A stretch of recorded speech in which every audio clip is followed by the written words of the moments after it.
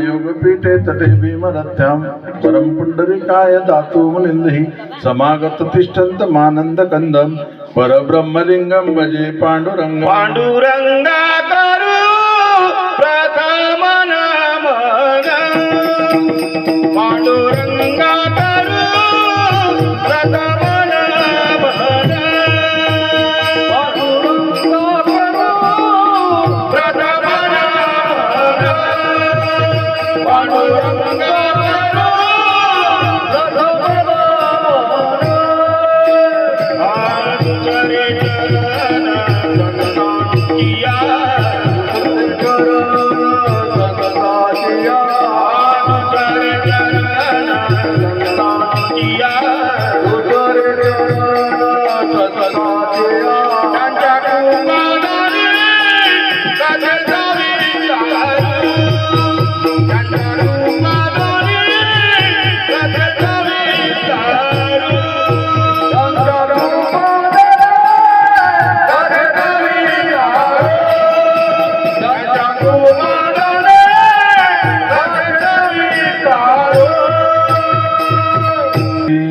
नमो ज्ञानेश्वरा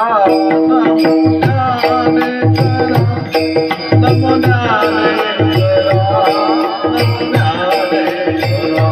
नमो ज्ञानेश्वरा नमो ज्ञानेश्वरा नमो ज्ञानेश्वरा नमो ज्ञानेश्वरा नमो ज्ञानेश्वरा नमो ज्ञानेश्वरा नमो ज्ञानेश्वरा नमो ज्ञानेश्वरा नमो ज्ञानेश्वरा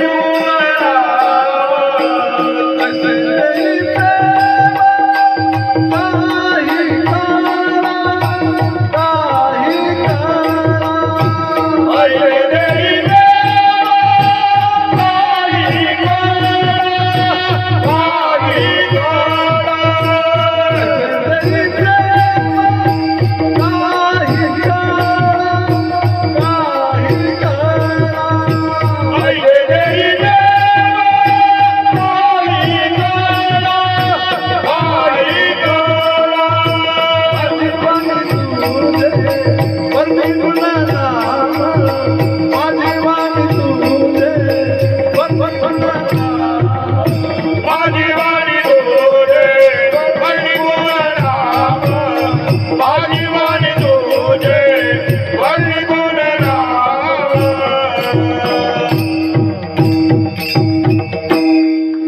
अखिल coat ब्रह्मांड परमात्मा आणि त्या परमात्म्याच्या दरबारामधील खिरोदा अशी पवित्र भूमी ज्या संतांमुळे झाली ते अनेक संत आपल्या गावामध्ये सुद्धा होऊन गेले. एक त्या गल्लीत झाले, एक आपल्या गल्लीत झाले, तर त्या तिकडच्या गल्लीत झाले. म्हणजे प्रत्येक वाड्यामध्ये संत होऊन गेले.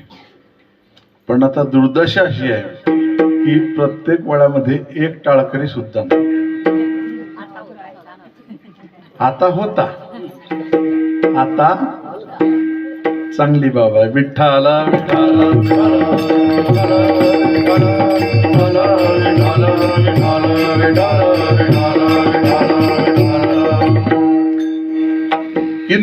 आहे सप्ताह हे तुम्हाला माहिती आहे सर्वांना, सांगण्याची गरज नाही. पण तरी सुद्धा आदिशक्ता महिला मुक्ताबाई यांनी जो मागच्या वर्षापासून काय म्हणतात त्याला धरणं धरून भरले आहे की आपल्या गावामध्ये आपल्या वाड्यामध्ये सप्ताह व्हायलाच पाहिजे, म्हणून मागच्या वर्षी सुद्धा झाला आणि या वर्षी तर पुरुषांनी त्यांना साथ दिली. अजून तो मागचा सप्ताह सुरू झाला. विठ्ठल विठ्ठल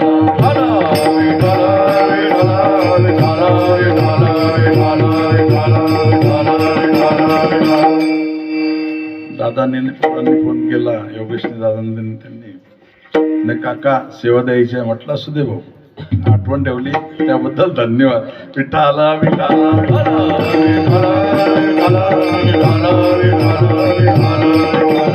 कारण सेवा हे वडिलांनी दिलेली होतीच, आयुष्यभर त्यांनी श्रीमद भागवत सप्ताह केलंच काम. आपण कोणत्या ना कोणत्या निमित्तानं सेवा करायची, तर त्याच्या मनामध्ये असेल ही सेवा असेल. त्या निमित्तानं आज मायबापांचं दर्शन झालं, हे अहोभाग्य माझं. विठ्ठल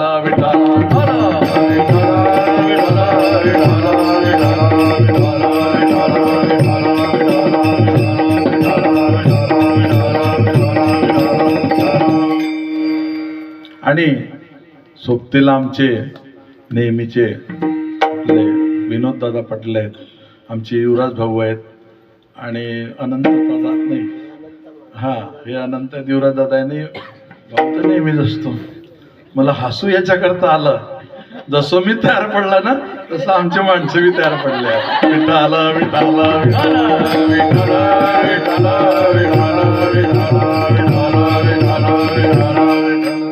सांगायचा मुद्दा असा की जशी तयार आहे तशी युद्धाला सुद्धा तयार आहे.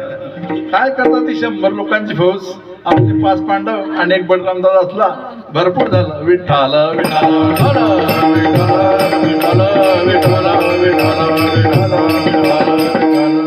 आणि संपूर्ण वाड्याचे म्हटले तरी गुरुवर्य त्यांच्या मुखातून आपण श्री दादा महाराज यांच्या मुखातून आपण श्रीमद भागवत वाचन करत आहेत आणि उद्याच्या दिवशी या समाप्ती आहेत. तर त्यानिमित्त आज काय सांगावं, आजचं पर्व हे खूप पावन पर्व आहे, दिवसच खूप पावन आहे. आदिशक्ती मुक्ताबाईची वारी आहे, एकादशी मार्गाची वारी आहे. प्रत्येक ठिकाणी आपला आजचा हा मार्ग लागत असतो. साक्षात त्या बसलेल्या आहेत, समोर ब्राह्मण देवता आहेत, मागून गणपती बाप्पा आहेत, गोपालकृष्ण आहेत, श्रीमद भागवत आहे आणि एवढा सर्व असल्यावर प्रल्हादजी कशाला भक्तीची कमी करेल. काकड्यापर्यंत चालूच ठेवू आज. विठ्ठल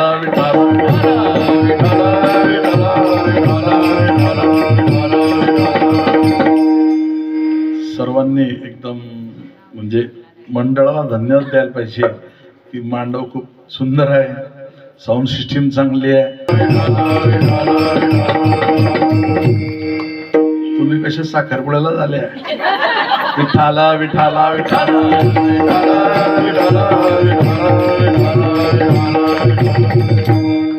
तो सुद्धा मान तुम्हाला येईल काही महिन्यांमध्ये किंवा याच्यामध्ये केव्हा ना केव्हा साखरपुडा होईल तेव्हा तुम्हाला निमंत्रण आहे.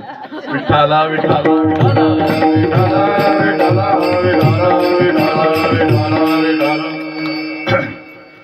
देवा माझे मन लागो तुझे चरणी, संसार व्यसनी पडोने दी.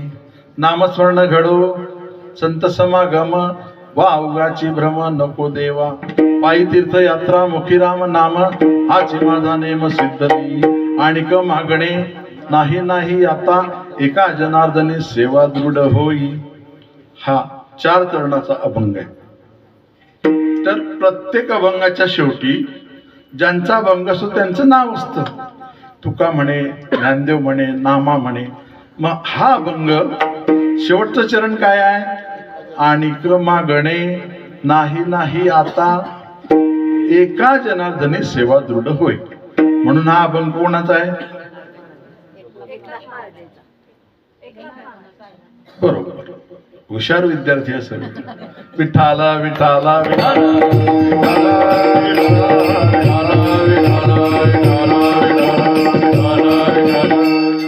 त्याचं काय आहे ना, सासू सासरे सुनबाईवर भारी पडतात, कारण सुनबाई हुशार आहे. विठाला विठाला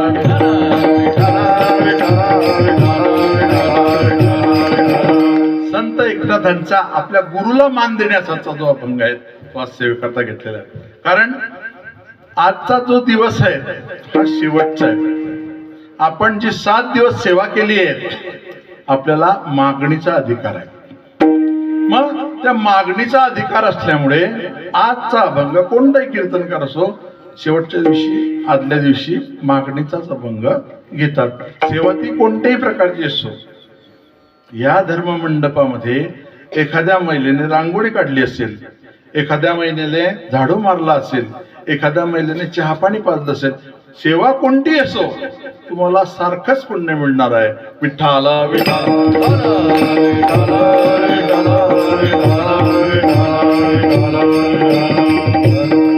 अभंग सोडण्यापूर्वी आपण त्याची पूर्वपीठिका पाहू. कारण की ज्या संत एकनाथांचा हा अभंग आहे त्यांचं महत्व किती आहे ते आपण पाहणार आहोत आणि नंतर मग अभंगाकडे वळणार आहोत. विठ्ठला विठ्ठला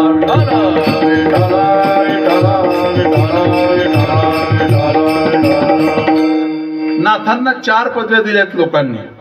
श्रीमंत संत, शांत संत, उदार संत आणि अधिकारी संत.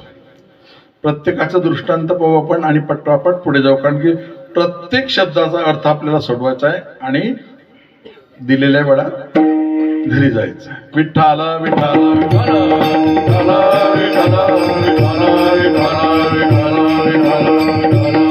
पहिला प्रकार आहे श्रीमंत संत.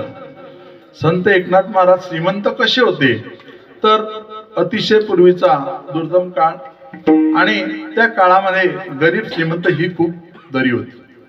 गरीब खूप गरीब होते आणि श्रीमंत खूप श्रीमंत होते. तर त्यावेळेला साधारण 650-700 वर्षापूर्वीचा काळ असेल की त्यावेळेला कोणाकडे साखर मिळत नसोती. गरीब लोक फक्त गुळाचा चहा पित होते, साखर कोणाकडे नव्हती. जे अतिशय गर्भ श्रीमंत होते त्यांच्याकडे साखर येत होती. मग ज्या वेळेला नाथांच्या घरी कीर्तन व्हायचं त्या वेळेला सर्व लोक, सर्व जनता त्यांच्या घरी यायची. कशासाठी? कीर्तन श्रवण करण्यासाठी. बरोबर नाही? जर आज सांगितलं की आज मागणीचं कीर्तन आहे, चला फिरोजाकरांनी सर्वांनी या, आज तुम्हाला 1-1 तोळा सोनं मिळणार आहे, मांडवपूरला असतं का? कशासाठी आले असते लोक? 1 तोळा सोनं. तसं त्यावेळेला सुद्धा श्रोते होते, परंतु साखर मिळावी या उद्देशाने कीर्तनाला येत होते. आणि नाथ महाराज कीर्तन संपल्यानंतर प्रत्येकाला 1-1 किलो साखर देत होते. म्हणून ते श्रीमंत आहेत. श्रीमंत होते आणि आज सुद्धा श्रीमंत आहेत. कारण आज सुद्धा त्यांची संपूर्ण महाराष्ट्राची जर प्रॉपर्टी पाहिली तर कमीत कमी लिहिलेली आहे 1000 कोटीची प्रॉपर्टी.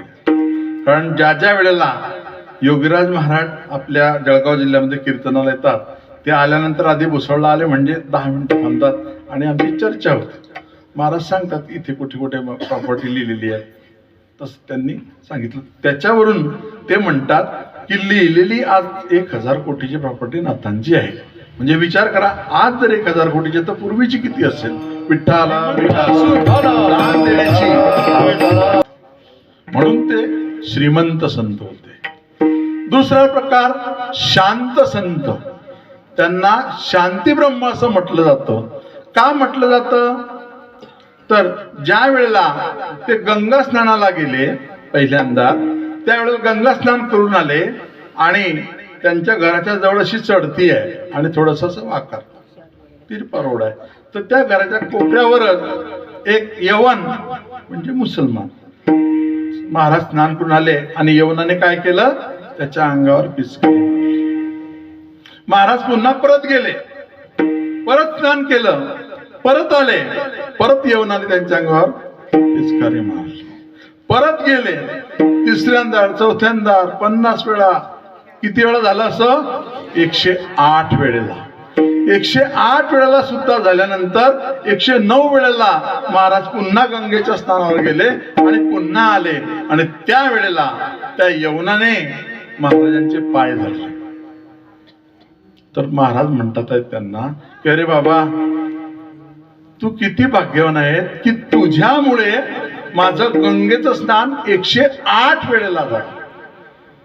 विचार करा, ते संत आहेत म्हणून एवढा वेळ थांबू शकले. अहो, त्या ठिकाणी आपल्यासारखं असतात, नुसते डोळे बघून दुसऱ्याकडे बघितलं की नुसतं असं खंकारलं सुद्धा तर माणूस खून करून टाकतो. म्हणजे हा फरक संतांचा आणि आपल्या साध्या जीवाचा आहे. म्हणून त्यांना शांती ब्रह्म म्हटलं जातं. विठ्ठल विठ्ठल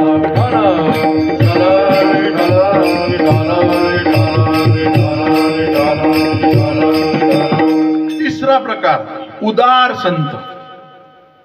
नाथ महाराज श्रीमंतच होते, शांतही होते आणि उदार तर एवढे होते की ज्या वेळेला काशीहून त्या कावड यात्रा घेऊन परत आले, आपल्या घरी परत आले.